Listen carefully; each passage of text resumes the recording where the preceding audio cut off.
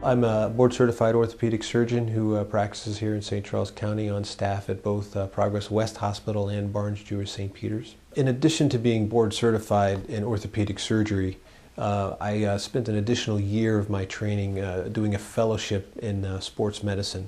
There are a lot of what we call subspecialists who are specialists who do additional training to become even more proficient and more of an expert in a certain field. I chose sports medicine. I did my sports fellowship at Methodist Sports Medicine in Indianapolis in 2007, where I had the opportunity to be one of the team fellows for the Indianapolis Colts, and they happened to win the Super Bowl that year, so that was a lot of fun for me.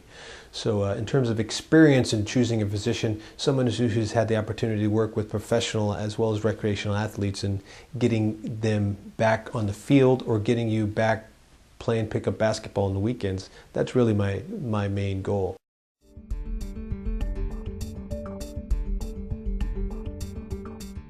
You might think about choosing a physician who's most like you, someone who has the same interests possibly, and someone who can understand the things that you want answered about your particular complaint. I see a lot of endurance athletes and runners in my practice, and I'm an endurance athlete myself, and so they don't want to hear stop running or stop competing. They want to know how they can do it safely and how they can do it without long-term problems, and that's really my goal. So if someone was going to look for a physician, they may want to seek out one who has similar interests as they do.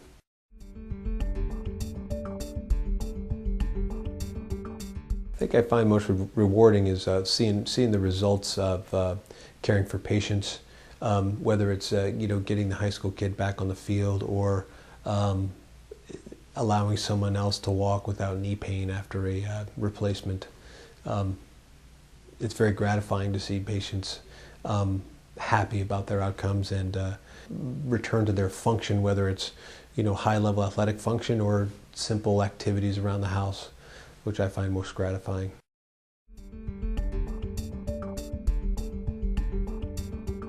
In my practice, I think healthy living takes on a little bit of a more advanced definition because the majority of my patients are already active. So a lot of them like to participate in athletic endeavors, whether it's running or recreational activities.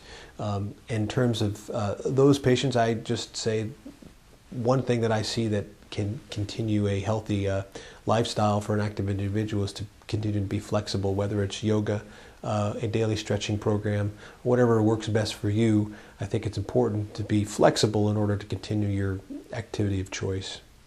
If you're not as active and you're still having questions or concerns about how to live a healthy lifestyle, certainly things in moderation is always a good place to start. In terms of knee or hip pain, weight reduction. You put about 7 times your body weight across your knee during a step. So I'll let you do the math, and you can figure out that 7 times 1 pound would be 7 less pounds if you lost 1 pound. And over time, you can actually make your knees or hips feel better by weight reduction.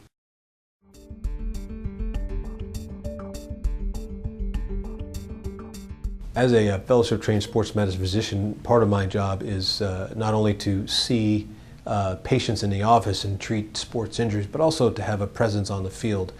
Currently, I'm the team physician for Fort Zumwalt West High School, as well as the Professional Development League for MLS soccer team, the St. Louis Lions, which play at Tony Glavin Soccer Complex in the summer.